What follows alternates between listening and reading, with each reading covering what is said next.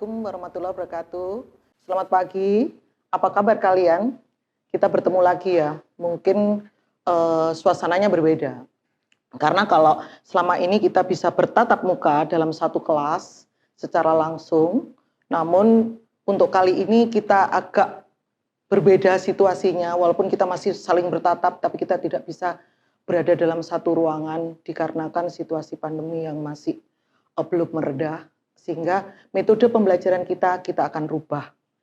Nah, saya berharap dari metode ini nantinya tidak akan mempengaruhi terhadap kualitas pembelajaran kita. Seperti biasa untuk pertemuan hari ini saya akan terlebih dahulu bagaimana mengajak kalian untuk berpikir tentang sesuatu sesuai dengan program studi kita, yaitu teknologi produksi tanaman pangan, jadi pangan. Kalau kita berbicara tentang budidaya ubi, biasanya kurang menarik. Tetapi kita harus tahu dulu, ubi itu apa? Dan ubi itu bagaimana? Dan ubi itu untuk apa? Dan ubi itu seberapa efektif untuk bisa menggantikan ataupun menjadi alternatif dari pangan kita yang selama ini kita konsumsi. Nah, untuk kegiatan pembelajaran ini saya nanti akan ditemani oleh dua lagi anggota tim, yaitu Ibu Krista dan Pak Iqbal Erdiansah, yang mana untuk kegiatan pendahuluan ini saya akan ajarkan selama 3 kali tatap muka, dan nantinya dilanjutkan oleh Bu Krista dan dilanjutkan oleh Pak Iqbal. Kalau kita berbicara tentang budidaya ubi atau keluarga ubi-ubian, maka ada beberapa jenis ubi-ubian yang bisa kita pelajari dari kegiatan perkuliahan tentang budidaya tanaman ubi ini. Kemudian ubi-ubian lokal Indonesia itu ada pertanyaan besar sebetulnya. Prospek dan potensinya, itu yang paling harus kita pahami dulu. Prospek untuk apa dan potensinya untuk apa? Kemudian pertanyaan besar lagi, dapatkah ubi-ubian ini untuk memperkuat ketahanan pangan di Indonesia?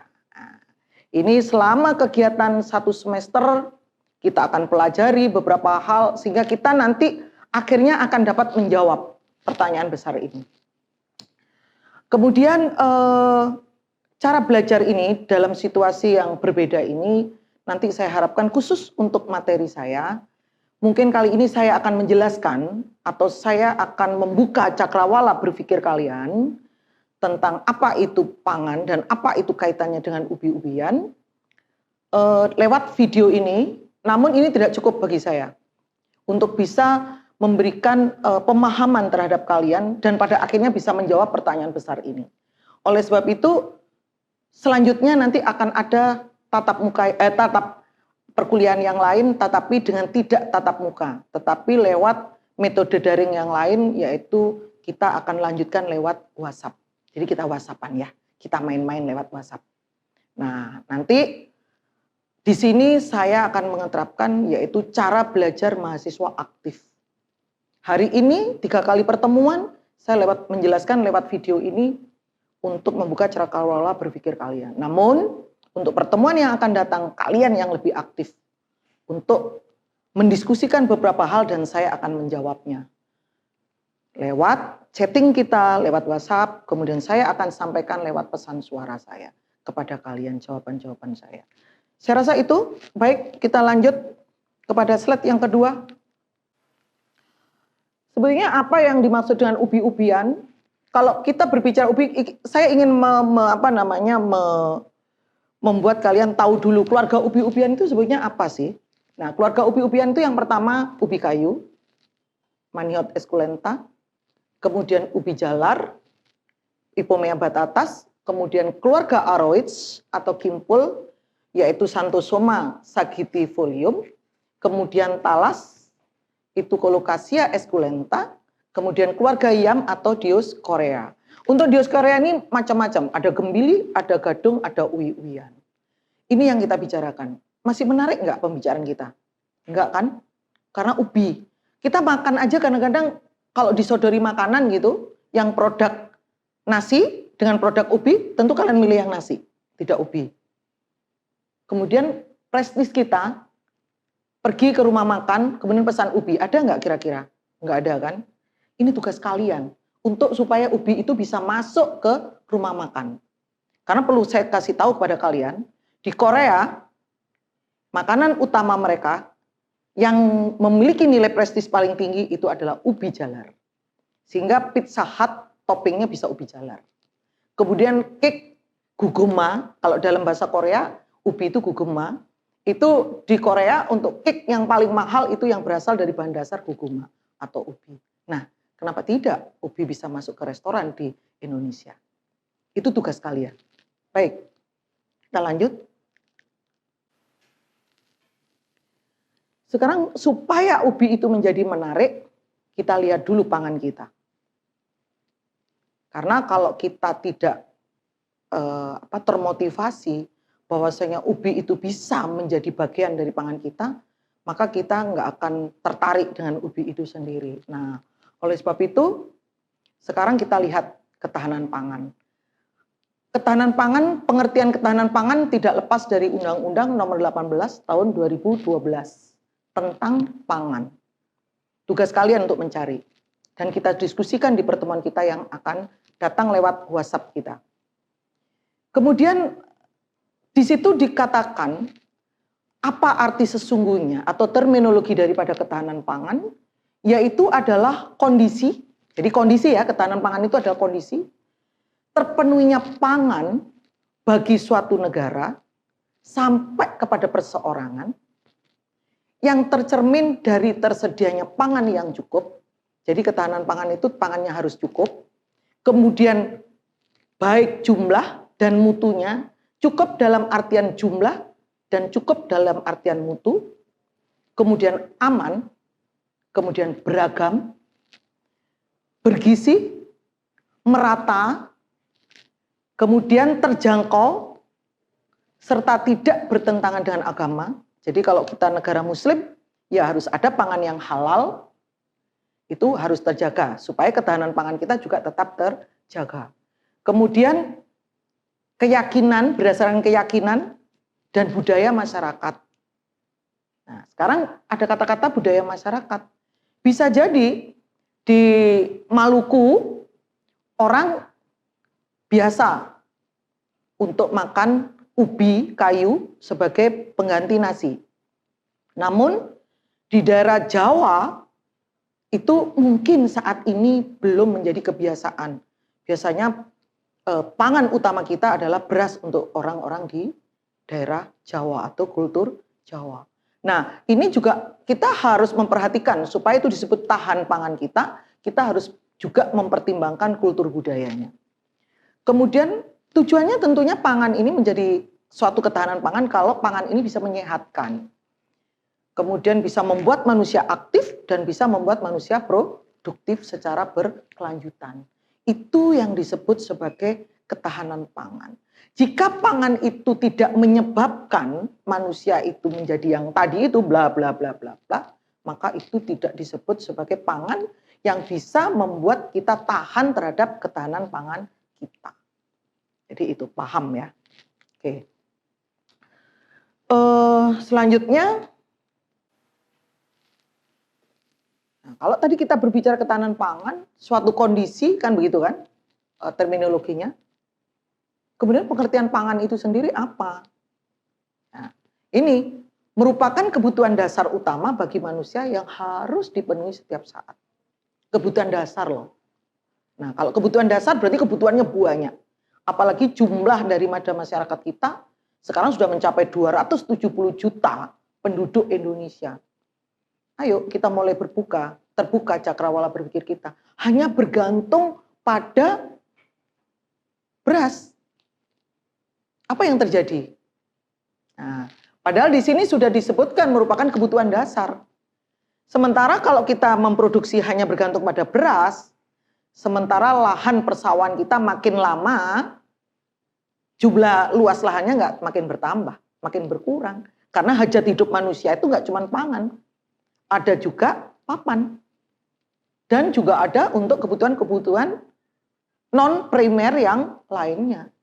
Nah, ini juga harus dipertimbangkan. Karena kalau kita memproduksi beras, maka lahannya harus kelas 1. Kalian sebagai orang pertanian tahu persis bagaimana kalau kita hanya bergantung pada padi, produksi padi dan beras.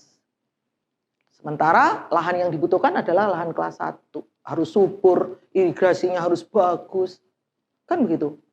Nah, ini menjadi hal yang sudah mulai mengkhawatirkan kalau kita hanya bergantung kebutuhan pangan kita hanya pada beras atau padi. Nah, kemudian yang kedua, hak untuk memperoleh pangan merupakan salah satu hak asasi manusia. Nah, apalagi yang kedua ini. Tadi satu yang pertama menjadi kebutuhan dasar, yang kedua kebutuhan pangan ini adalah hak asasi setiap manusia yang harus terpenuhi. Nah, seperti yang tercantum pada pasal 27 Undang-Undang Dasar 45 dan Deklarasi Roma tahun 1996. Jadi bangsa dimanapun selama itu disebut manusia membutuhkan pangan dan itu menjadi hak asasi mereka.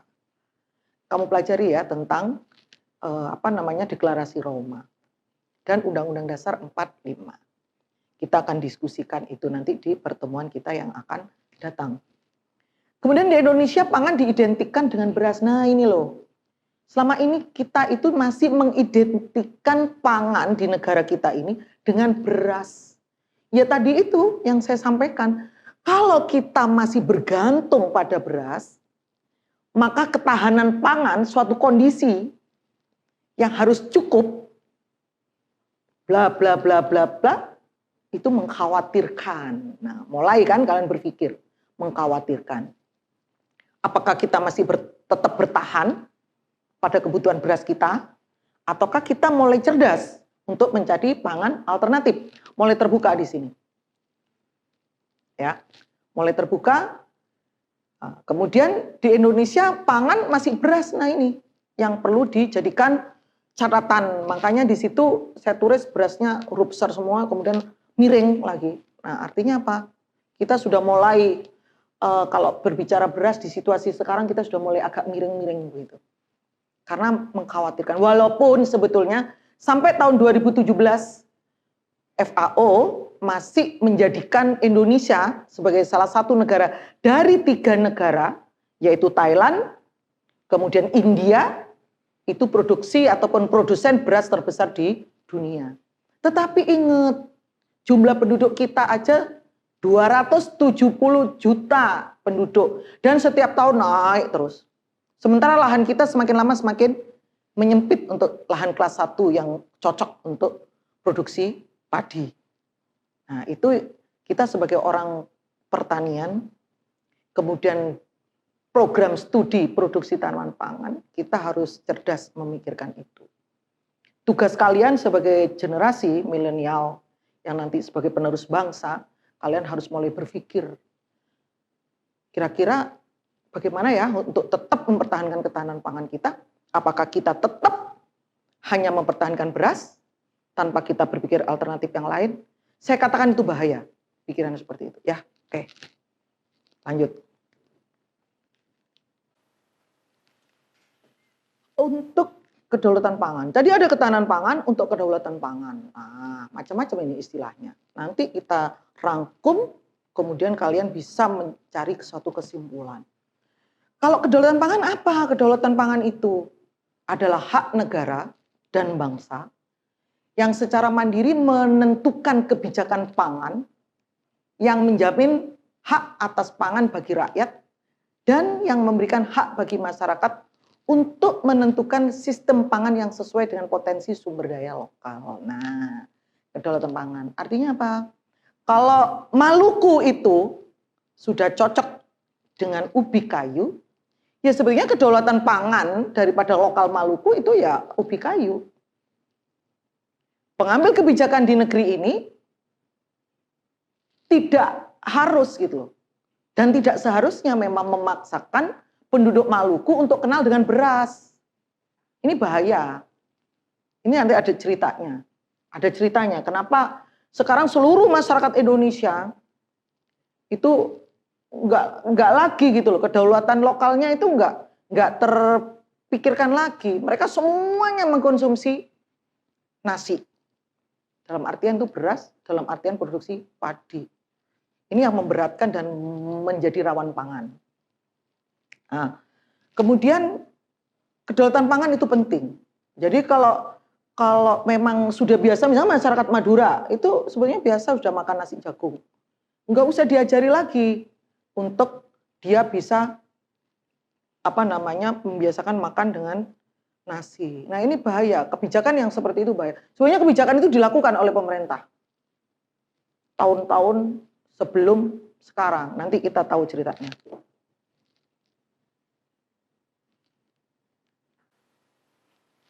Nah kalau kita sudah pangan kita tahan, kedaulatan pangan kita perhatikan, maka selanjutnya ada kemandirian pangan. Nah, kemandirian pangan adalah kemampuan negara dan bangsa dalam memproduksi pangan yang beraneka ragam dari dalam negeri, kemudian yang dapat menjamin pemenuhan kebutuhan pangan, yang cukup sampai di tingkat perseorangan dengan memanfaatkan potensi sumber daya alam, manusia, sosial, ekonomi, dan kearifan lokal secara bermartabat. Jadi kemampuan negara ya, jadi itu kemampuan negara dan bangsa untuk mencukupi kebutuhan pangannya, itu disebut kemandirian pangan. Jadi apabila suatu negara dan suatu bangsa itu sudah mampu mencukupi pangan sesuai dengan kriteria yang tadi sudah ditentukan, maka dia disebut sebagai negara yang memiliki kemandirian di dalam hal pangan. Jadi tidak ada teriakan-teriakan dari bangsanya bahwa mereka kekurangan pangan. Itu artinya mereka belum mandiri secara pangan. Jadi kemudian ada pertanyaan, bagaimana kalau kita impor beras, Bu? Nah, impor beras itu belum disebut sebagai kemandirian pangan. Karena kita masih tergantung dengan impor beras. Nah, itu makanya kita harus kebijakan impor itu banyak ya, permasalahannya kebijakan impor. Ada kebijakan politis, ada kebijakan ekonomi. Nah kalau kebijakan ekonomi mungkin justru merugikan kalau kita impor terus, karena devisa negara kita, simpanan tabungan negara kita itu akan terkurangi dengan impor beras, karena kita harus membayar gitu. Kemudian tidak ada kemandirian, kadang-kadang kita dimaini secara politik karena kita tergantung dari negara A. Kalau kita nggak impor dari negara A, maka kekurangan pangan di dalam negeri kita. Ini bahaya juga secara politik. Jadi yang paling benar adalah kita harus mandiri secara pangan. Nah, seperti itu.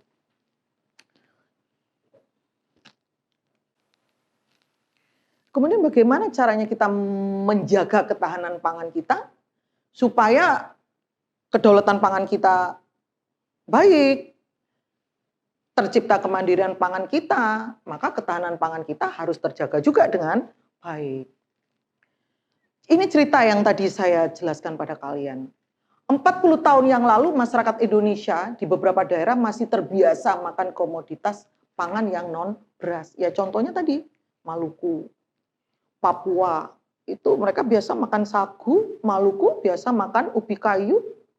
Kenapa Bu Lili bisa mengatakan, kok Bu Lili tahu persis gitu Maluku makan ubi kayu? Iya karena kita punya program studi yang ada di Halmahera Tengah. Itu Maluku Utara. Dan di sana itu masyarakatnya biasa makan yang non beras. Jadi mereka biasa makan ubi kayu dijadikan nasi. Kemudian mereka biasa makan pisang yang masih muda itu dikukus, itu yang dijadikan nasi. Kemudian lauknya bisa lauk dari laut dan sebagainya. Artinya yang sudah seperti ini jangan sampai dipengaruhi. Walaupun kebijakan 40 tahun yang lalu itu sudah mengajari daerah-daerah itu untuk untuk beralih kepada dari pangan non beras menjadi pangan beras. Kemudian tahun 1954 komposisi karbohidrat dalam struktur menu bangsa kita menunjukkan proporsi beras hanya 53%. Tahun 54 kita masih 53% loh proporsi pangan kita untuk sumber karbohidrat. Awal tahun 80 beras semakin dominan meningkat menjadi 81,1%. Nggak tahu tahun 2020. Jangan-jangan kebutuhan akan beras kita sudah meningkat 99,9%. Karena sekarang Sampai di desa-desa yang biasanya itu makan nasi jagung enak, mereka sudah kenal yang namanya KFC. Yang notabene kalau makan pakai nasi. Kan nggak ada CFC makan dengan jagung, nasi jagung. Nggak ada kan? Nah, jadi mereka makan pakai nasi. Dan ini kita sudah tahu persis, orang-orang di desa udah kenal ini gitu. Nah jangan-jangan tahun 80, awal tahun 80, 81,1%, jangan-jangan sekarang bisa sampai 99,9% rawan pangan kita. Kalau kita masih bergantung pada beras. Silakan kalian berpikir, sudah mulai ada nggak benang merah antara beras dengan ubi-ubian? Kalian pikirkan.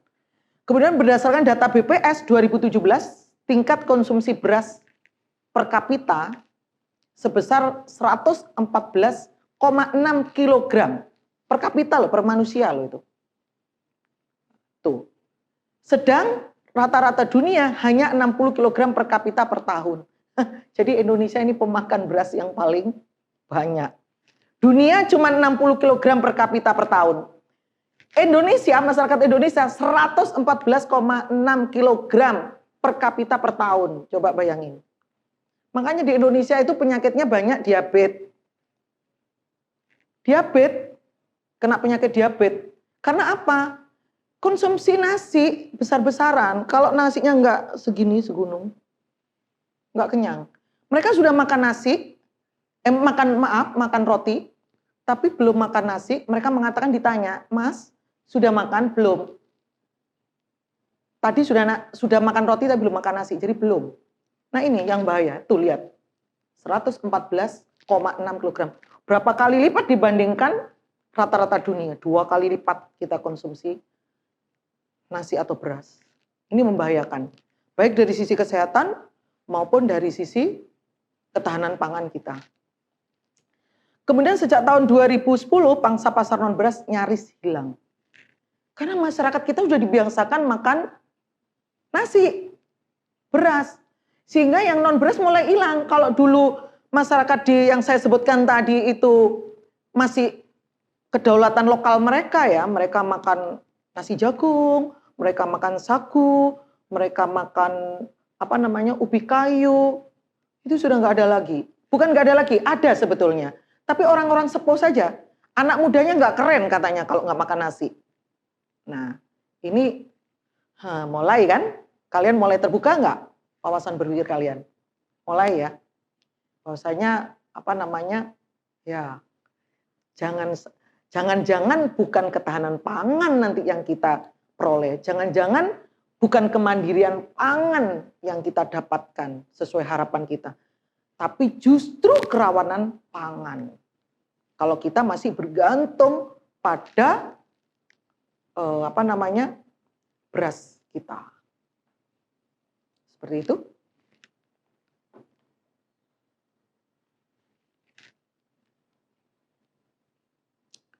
Ini tolong dipelajari regulasi pemerintah yang kaitannya dengan pangan kita.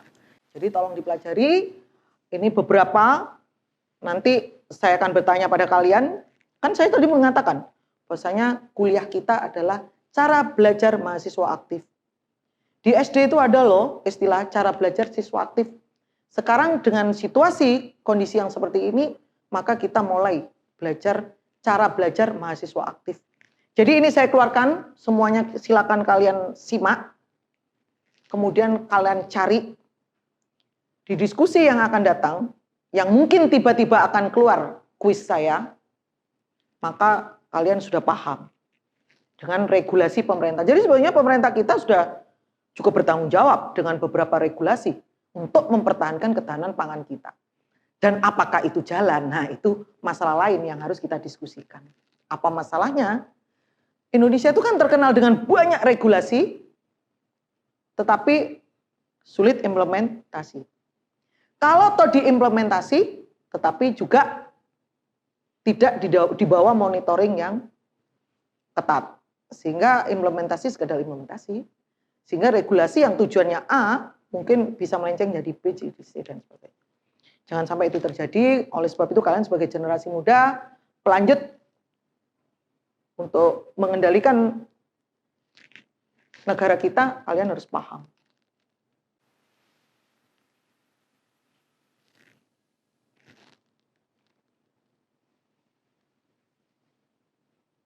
Nah, tadi kita sudah ngomong banyak.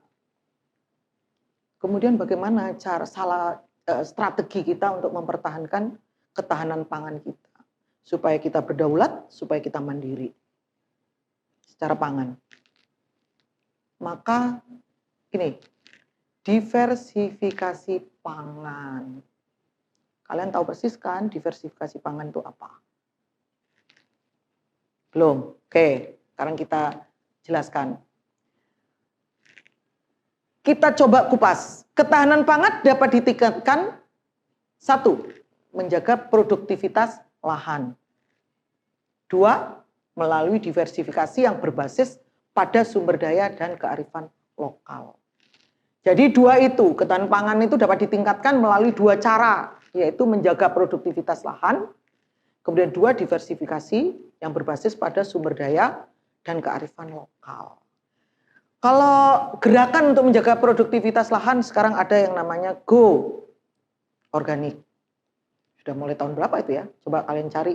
Mulai tahun berapa digemakan Go Organik. Itu salah satu tujuannya adalah untuk menjaga produktivitas lahan.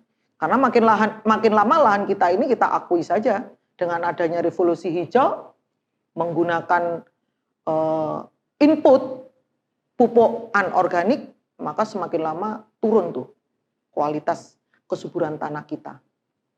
Produktivitas lahan tentunya akan turun. Dengan menurunnya kesuburan tanah kita, maka jelas produktivitas lahan juga akan menurun. Nah, sekarang sudah mulai dicanangkan kan Go Organik. Jadi kita mulai menggunakan input bahan-bahan organik untuk menjaga kesuburan lahan kita. Sudah. Nah, tapi bagaimana dengan diversifikasi yang berbasis pada sumber daya dan kearifan lokal? Sudahkah pemerintah mencanangkan ini? Sudah lama sebetulnya. Nah, itu yang saya sebutkan. Regulasinya sudah ada, gemanya sudah ada, gerakannya mungkin ada, tapi keberlanjutannya yang masih dipertanyakan. Tugas kalian sebagai agen perubahan di negeri ini untuk bisa mengimplementasikan ini dan akhirnya menjadi tercapai cita-cita bangsa untuk kemandirian pangan tadi melalui diversifikasi pangan. Kemudian mungkinkah itu terjadi? Mungkin. Indonesia dengan sumber daya alam yang melimpah mempunyai modal dan potensi untuk mencapai kemandirian pangan. Sangat mungkin. Sangat mungkin. Faktanya, diversifikasi pangan di Indonesia belum dikembangkan secara serius. Ini poin yang ketiga, faktanya diversifikasi pangan di Indonesia belum dikembangkan secara serius. Itu disebabkan karena apa? Ayo kita cari permasalahannya. Mulai terlihat benang merahnya antara ketahanan pangan kita dengan ubi-ubian. Mulai terlihat ya. Sampai di diversifikasi pangan kalian sudah bisa melihat ya benang merah antara kenapa Bu Lili ngomong soal ketahanan pangan, padahal budidaya ubi kenapa Bu Lili ngomong ketahanan pangan? Kita nggak bisa ngomong budidaya ubi saja, nggak tertarik, kalian tidur pasti. Nah ini dengan kita ngomong soal ini, kalian menjadi semangat. Oke, semangat, karena ternyata kalau kita nggak memperhatikan ini, maka kita akan menjadi rawan pangan. Bisa dibayangkan kalau rawan pangan, kalian tahu kan Ethiopia, bagaimana negara yang sudah rawan pangannya. Nah, itu jangan sampai terjadi di Indonesia. Oleh sebab itu kalian sebagai agen perubahan di negeri ini, kalian harus mulai berpikir kritis, berpikir cerdas untuk melakukan diversifikasi pangan. Jadilah kalian agen-agen di kota Anda, di desa Anda, dimanapun Anda berada, untuk selalu menggaungkan diversifikasi pangan, dengan mengangkat sumber daya, alam, dan kearifan lokalnya. Jadi kalau yang Maluku biarin aja dia makan ubi, dia makan pisang muda sebagai pengganti nasi. Bukan pengganti, sebenarnya mereka asalnya memang makan itu gitu.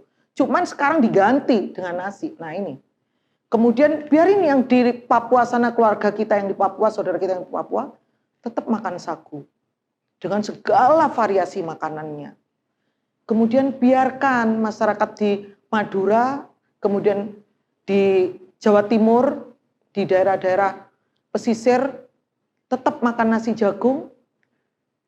Kemudian biarkan bagian-bagian negara kita yang lain yang mungkin memiliki kearifan lokal yang lain, itu tetap menjadikan itu sebagai pangan, kedaulatan pangan mereka sesuai dengan daerahnya masing-masing.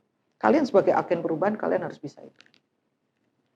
Supaya apa? Yang tadi pertanyaannya, faktanya diversifikasi pangan di Indonesia belum dikembangkan secara serius. Poinnya itu serius. Ada gema, implementasi ada, monitoring nggak ada, keberlanjutan nggak ada. Itu.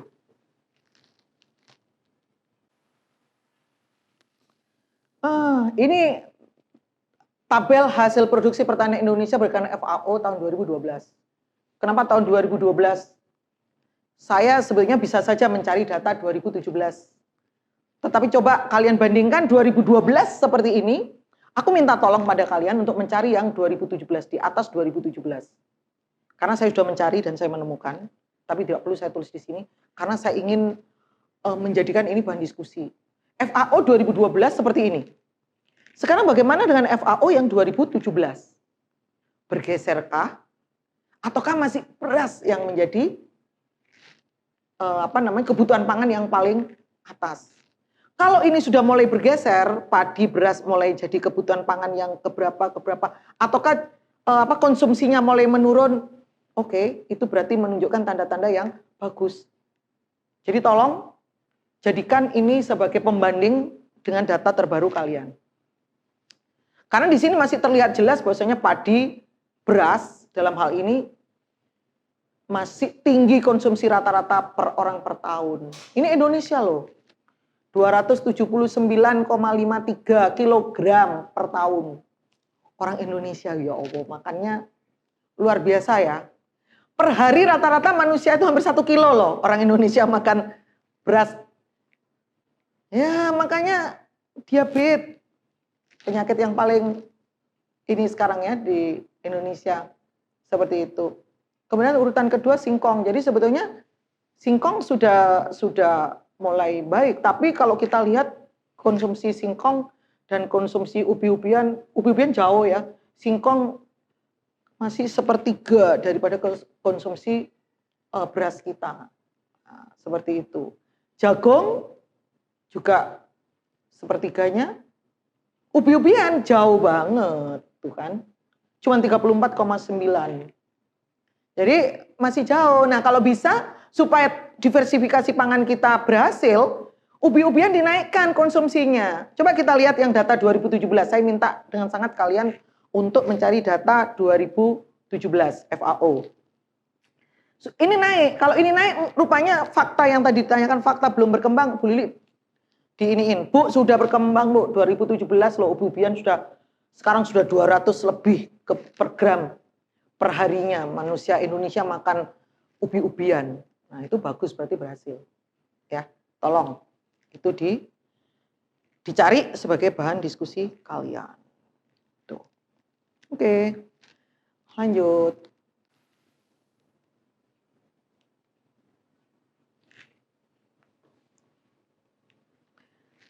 Umbi. Tadi sudah ya, sudah tahu benang merahnya.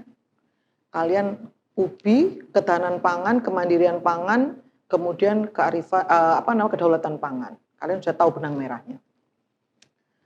Sekarang kita masuk secara teknis pada umbi. Aku hanya ingin mengingatkan saja. Sebenarnya kalian bisa baca ini. Tapi saya ingin ingatkan saja, kalian harus tahu bedanya, pengertian antara umbi, ubi, dan sebagainya. Sekarang umbi. Pengertian umbi itu adalah organ tumbuhan yang mengalami perubahan ukuran dan bentuk sebagai akibat perubahan fungsinya. Yang berakibat pula pada perubahan anatominya. Kalau kita berbicara umbi, ada umbi apa? Umbi kentang, umbi wortel, umbi ubi kayu, ubi jalar, umbi Dioskorea atau ubi-ubian. Wah, banyak sekali. Nah, kemudian sekarang tergantung pembentuknya, karena di situ nanti akan dipisahkan, ada umbi akar, ada umbi batang. Nah, itu tergantung dari organ pembentuk umbinya. Kalau umbi batang, akar, atau modifikasinya itu sedikit sekali yang berbentuk karena daunnya. Jadi ada yang membentuk umbi itu dari batang, dari akar, atau modifikasinya, ada yang dari daun tapi sedikit sekali. Nah, yang banyak adalah umbi akar dan umbi batang. Kemudian apa fungsi umbi? Itu sebagai organ menyimpan cadangan energi atau karbohidrat atau sintasan untuk survival kehidupan pada kondisi yang tidak menguntungkan. Dan sebagai alat perbanyakan secara vegetatif. Jadi umbi itu sebagai tempat untuk cadangan makanan yang sewaktu-waktu akan dibutuhkan oleh tanaman itu sendiri, karena itu terdiri dari karbohidrat. Kemudian yang kedua, dia sebagai alat perbanyakan. Jadi kalau kita memperbanyak secara vegetatif, umbi sebagai salah satu bahan perbanyakan tanaman. Paham ya? Bahan perbanyakan tanaman banyak banget. Dari akar, daun, kemudian tunas. Nah ini umbi. Sebagai salah satu alat untuk perbanyakan tanaman, tapi secara vegetatif. Oke.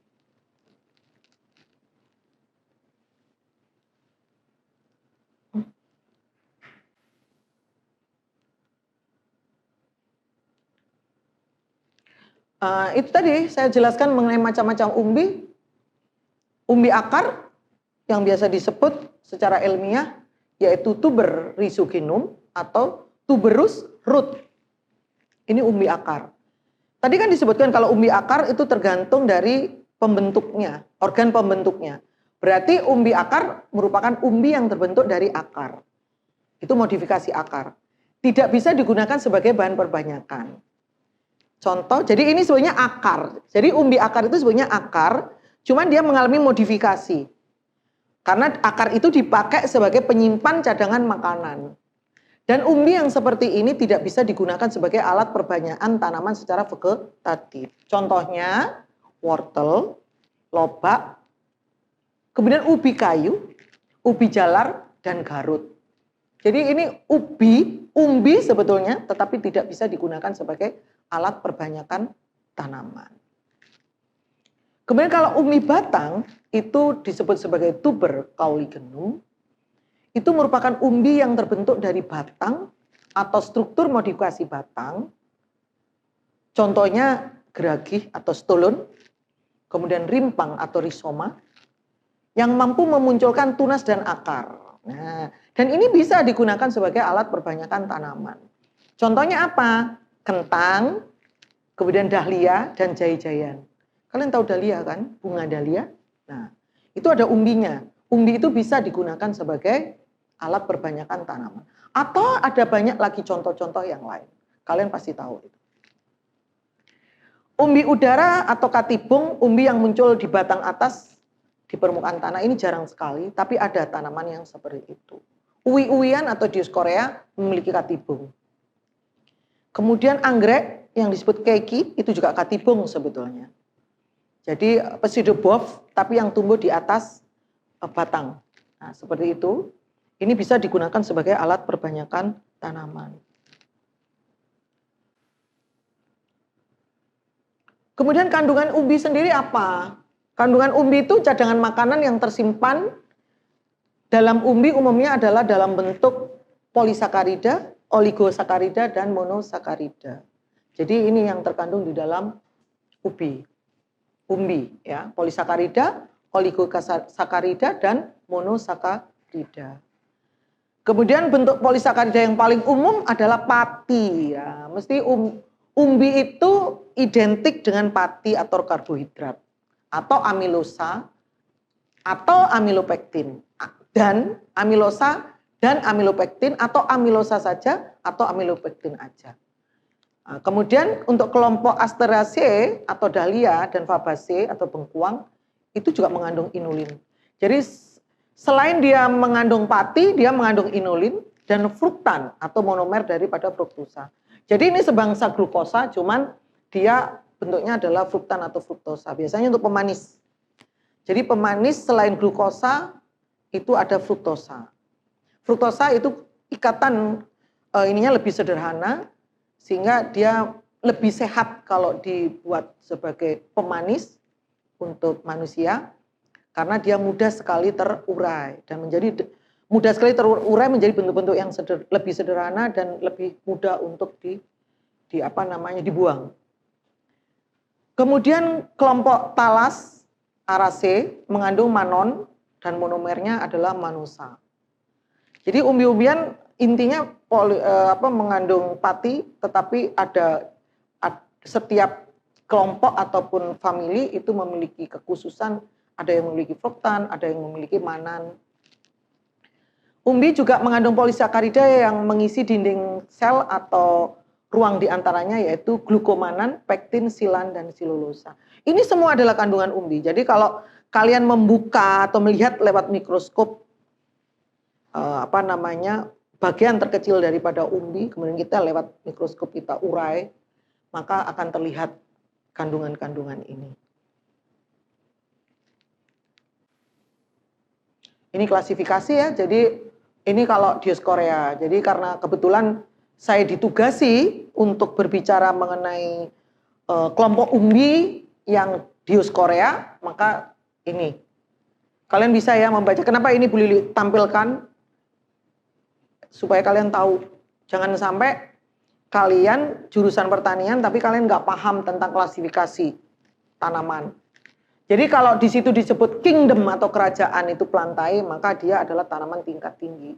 Nah sekarang kalau tanaman tingkat tinggi itu ciri-cirinya apa? Nah itu, seluruh organnya itu sudah terbentuk secara sempurna. Jadi ada akar, ada batang, ada daun, ada bunga atau bunga itu ada bunga jantan, ada bunga betina. Maka dia termasuk dalam kerajaan ataupun kingdomnya adalah plantae. Karena di situ ada bryophyta, paku-pakuan. Itu antara akar, batang, daun tidak jelas ininya pembedanya. Kemudian mereka nggak punya juga sel kelamin jantan ataupun betina. Mereka hanya punya spora. Itu tidak termasuk plantae.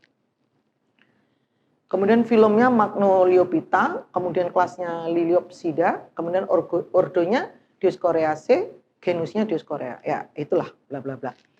Kemudian sekarang pertanyaan saya, Dioskorea termasuk tanaman dikotil apa monokotil? Nah, PR buat kalian ya, jawab nanti di pertemuan yang akan datang. Siapa yang menjawab lebih dulu, maka itu yang akan mendapatkan nilai tertinggi.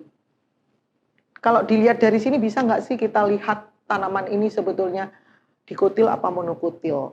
Kan nggak kelihatan ya, monokotil apa dikotil. Nah, silakan Anda cari. Itu gunanya kita belajar klasifikasi.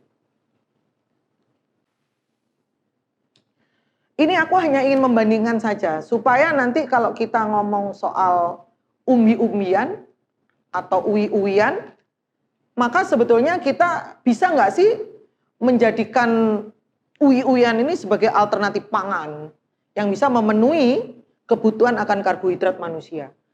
Ternyata sangat bisa ya. Kalau beras kandungan patinya 80-85%. Sementara di uwi-uwian kandungan patinya 53-99,6%. Artinya sangat bisa menggantikan kebutuhan pemenuhan akan kebutuhan karbohidrat atau pati. Sangat bisa. Jagung malah lebih kecil lagi, 72-73. Artinya ini sangat bisa. Nah kalau bisa, kenapa enggak dijadikan ini sebagai alternatif pangan kita? Itu pertanyaannya. Morfologi daripada tanaman. Nah, gunanya kita belajar morfologi tanaman untuk apa? Kita belajar morfologi tanaman agar kita tahu bagaimana cara kita memperbanyak tanamannya, bagaimana caranya kita menyerbuk tanamannya, bagaimana kita cara merawat tanamannya, itu yang paling penting. Pelajari ini. Kemudian setelah itu kalian bisa menyimpulkan bagaimana cara perawatannya, bagaimana cara menanamnya, bagaimana cara perbanyakan tanamannya.